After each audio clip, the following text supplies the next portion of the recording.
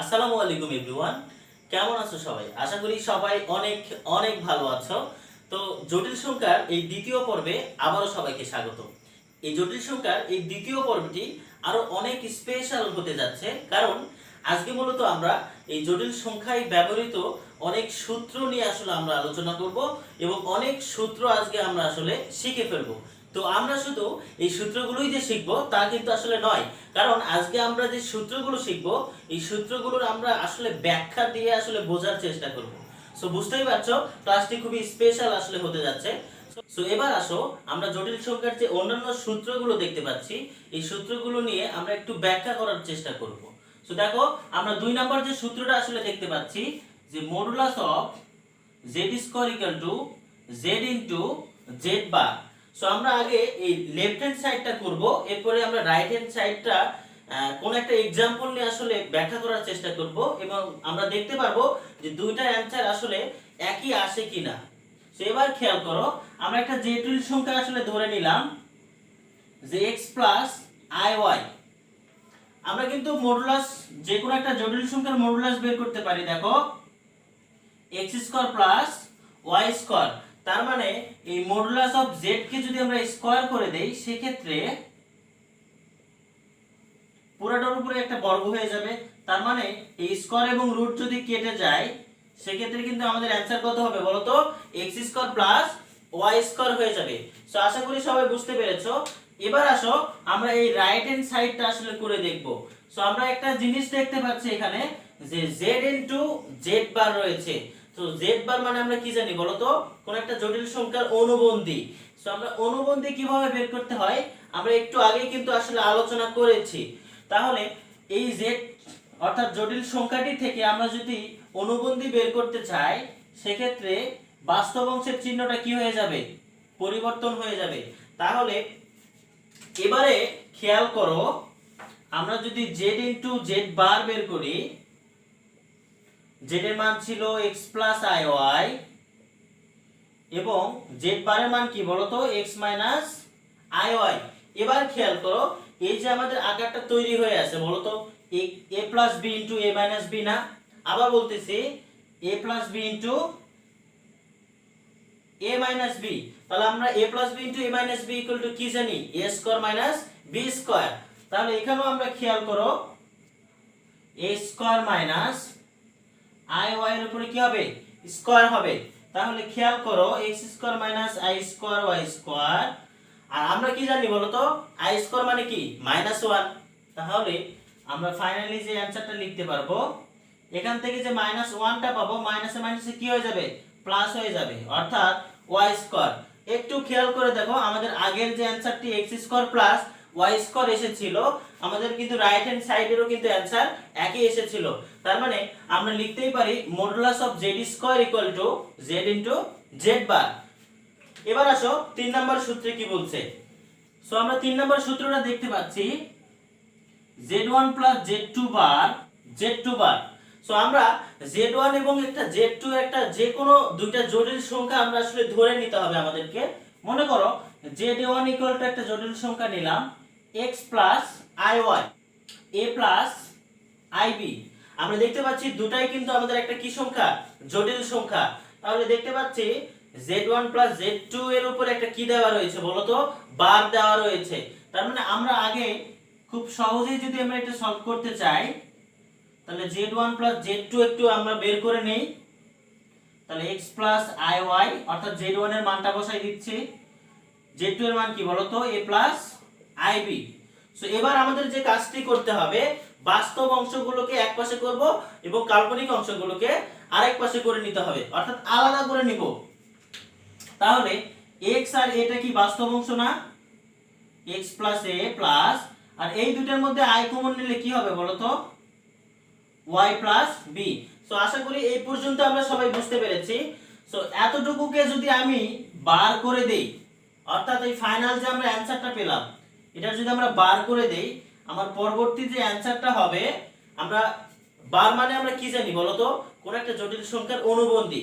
আর অনুবন্ধী কিভাবে বের করতে হয়? যে কাল্পনিক অংশের চিহ্নটা আসলে পরিবর্তন হয়ে যাবে। তাহলে যদি প্লাস থাকে আমরা কি লিখবো, মাইনাস লিখবো, আর মাইনাস থাকলে প্লাস লিখতে হবে। আমরা দেখতে পাচ্ছি এখানে কি রয়েছে বলো তো, প্লাস রয়েছে। তার মানে x প্লাস a, এই প্লাসটা কি হয়ে যাবে, মাইনাস হয়ে যাবে i into y plus b। So এটা হচ্ছে আমাদের লেফট হ্যান্ড সাইড। সো এবার আমরা দেখব যে রাইট হ্যান্ড সাইডের মানটা কি আসলে আমাদের সেম আসে কিনা। সো এই ক্ষেত্রে আমাদের যে z1 এবং z2 এর মানটা আমরা নিয়েছিলাম, এই দুটো মানই আমাদেরকে ইউজ করতে হবে। তাহলে আমরা দেখতে পাচ্ছি রাইট হ্যান্ড সাইডে z1 এর উপর একটা বার রয়েছে, z2 এর উপর একটা বার রয়েছে, এবং ওই দুইটা কি করা আছে, যোগ করা আছে। তার মানে আমাদের ফার্স্ট কাজ হবে এই z1 বার এবং z2 বারের মানটা বের করে নিতে হবে। তাহলে z1 সমান কি দেওয়া আছে দেখো তো, x iy। তার মানে z1 বার করলে, অর্থাৎ আমরা বুঝতেই পারছি যে এখানে একটা অনুবন্ধী করতে হচ্ছে। তার মানে এই চিহ্নটা কি হয়ে যাবে বলতো, মাইনাস হয়ে যাবে। সেম ভাবে আমরা যদি z2 বের করে নেই, আমাদের এখানেও কিন্তু একটা z2 কি করতে হবে, বার করতে হবে। তাহলে বারের কাজ কি বলতো, কাল্পনিক অংশের চিহ্নকে পরিবর্তন করে দেওয়া। তাহলে আমরা এখানে লিখতেই পারি যে a ib। সো আশা করি সবাই বুঝতে পেরেছো। এবার আমরা এই দুইটা মানকে আমরা নরমালি যোগ করে দেব। তাহলে z1 bar plus z2 bar equal two x iy plus a ib।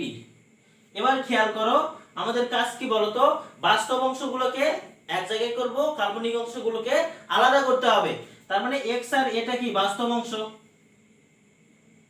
আর এই যে iy দেখতে পাচ্ছ এবং ib দেখতে পাচ্ছ, এই দুটোর মধ্যে কি কমন যাবে, i কমন যাবে।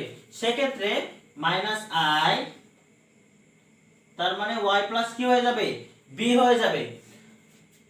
তোমরা যদি একটু খেয়াল করো আমাদের যে লেফট হ্যান্ড সাইডের যে অ্যানসারটি ছিল, আমাদের কিন্তু সেম অ্যানসারটা কিন্তু চলে এসেছে। তাহলে আমরা এই সূত্রটা কিন্তু অনায়াসেই z1 z2 এর বারকে আমরা কিন্তু ভেঙে z1 বার z2 কিন্তু লিখতে পারি। সো আমরা এই সূত্রের যে প্রতিপাদনটা দেখলাম, একই ভাবে আমরা এই 4 নাম্বার সূত্রের প্রতিপাদনটি আমরা শুধু করে নেব। আমাদের এখানে এতটুকুই পার্থক্য হতে পারে যে এখানে দুইটাই আমরা দেখলাম কিসের, প্লাসের দেখলাম। এখানে আমরা কি দেখতে পাচ্ছি বলতো, মাইনাসের দেখতে পাচ্ছি।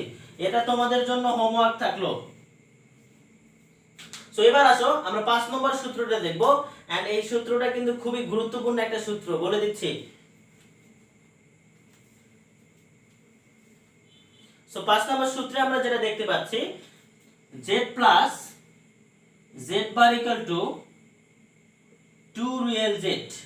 খেয়াল করো আমরা একটা জটিল সংখ্যা ধরে নিতে হবে। মনে করো x প্লাস iy একটা জটিল সংখ্যা। সেক্ষেত্রে আমরা যদি লেফট হ্যান্ড সাইডটা আসলে করতে চাই, আমাদের কিন্তু একটা z বার লাগবে, অর্থাৎ z এর অনুবন্ধী করতে হবে। তার মানে z বার মানে কি বলতো, x iy। তাহলে এবার আমরা যদি z প্লাস z বারের কাজটা করি, সেক্ষেত্রে z এর মানটা কি হবে বলতো, x plus iy plus x iy। তার মানে এখানে আমাদের কিন্তু অনায়াসেই iy এবং iy কি প্লাস আর মাইনাস কি হয়ে যাচ্ছে, ভ্যানিশ হয়ে যাচ্ছে। তাহলে আমার ফাইনালি থাকে কি বলতো, 2x। এবার খেয়াল করো আমরা যদি এই 2 ইনটু x,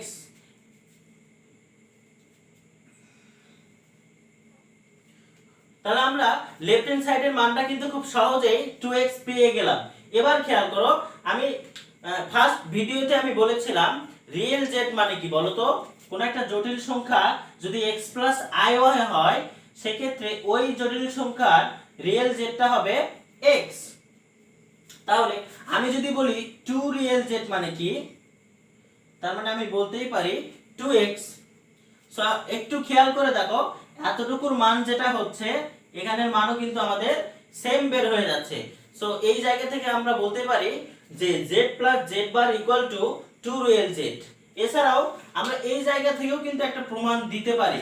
কিভাবে, 2 ইনটু x, আমরা এটাকে কিন্তু এভাবে লিখতে পারি যে 2 ইনটু x। তার মানে 2 ইনটু x মানে আমরা কি জানি বলতো, রিয়েল z। তার মানে এটাকে ফাইনালি লিখতে পারি 2 রিয়েল অফ z।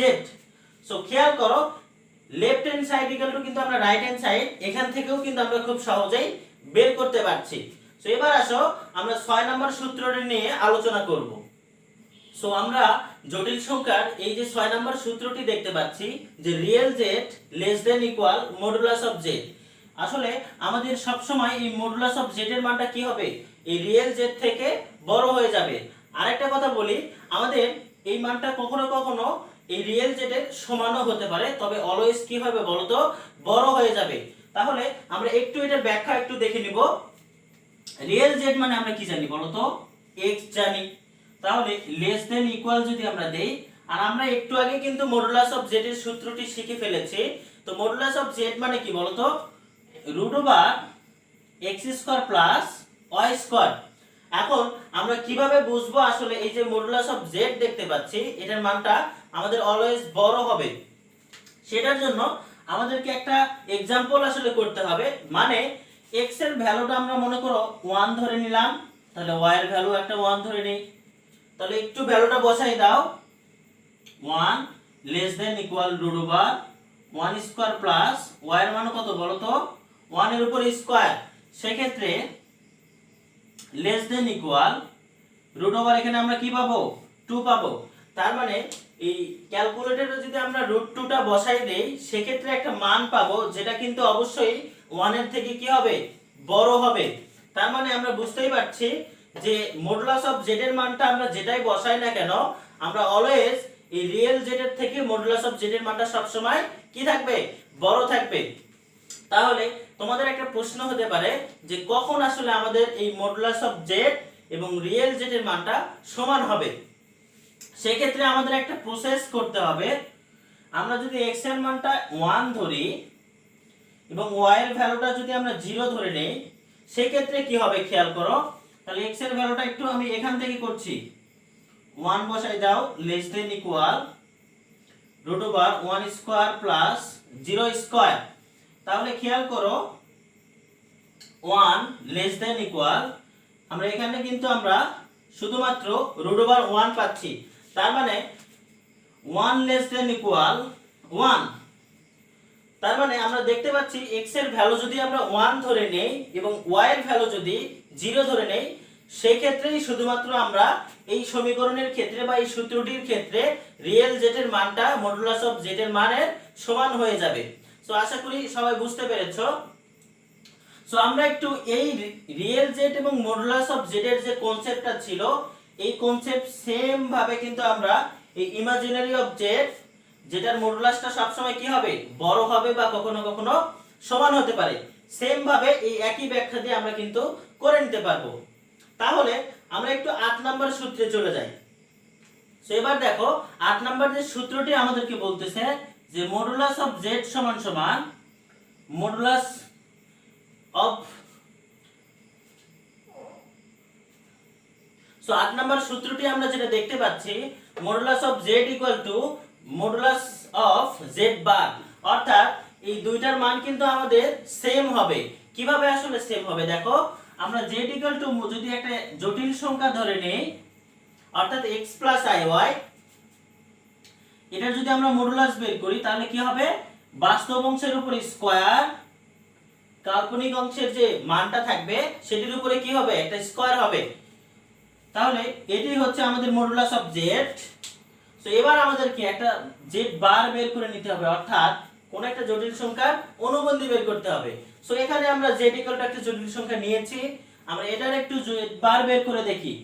তার মানে x মাইনাস কি হবে বলো তো, iy হবে। তাহলে এতটুকু যদি আমরা একটু মডুলাস বের করার চেষ্টা করি, তাহলে modulus of Z bar equal to root over x square plus, এই প্লাসটা কিন্তু সূত্রের, খেয়াল রাখবে এই প্লাসটা কিন্তু অলওয়েজ সূত্রের হবে।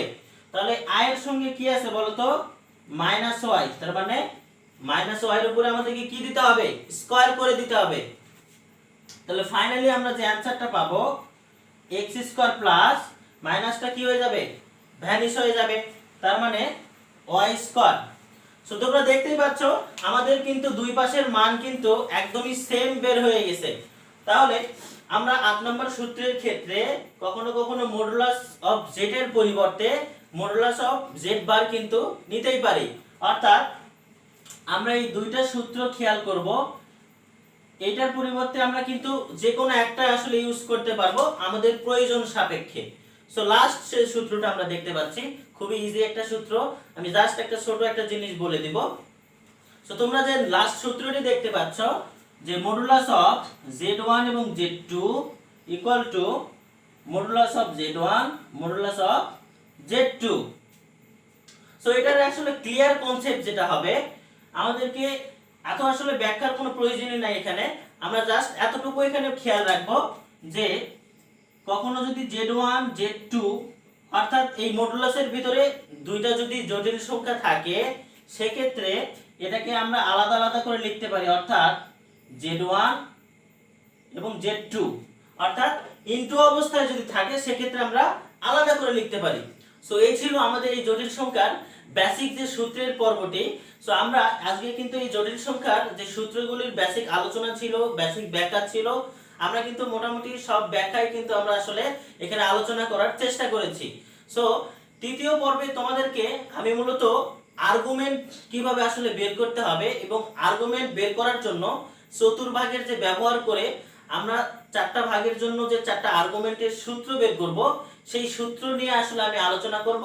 সেই টেকনিকগুলো নিয়ে আমি খুব ভালোভাবে চারটা আর্গুমেন্টের কি কি সূত্র আসলে বের করা যায় সেটা নিয়ে আমি আসলে আলোচনা করব। সো আজকের ভিডিওটি এই পর্যন্তই, দেখা হবে তৃতীয় পর্বে। সেই পর্যন্ত সবাই ভালো থাকো, সুস্থ থাকো, আল্লাহ হাফেজ।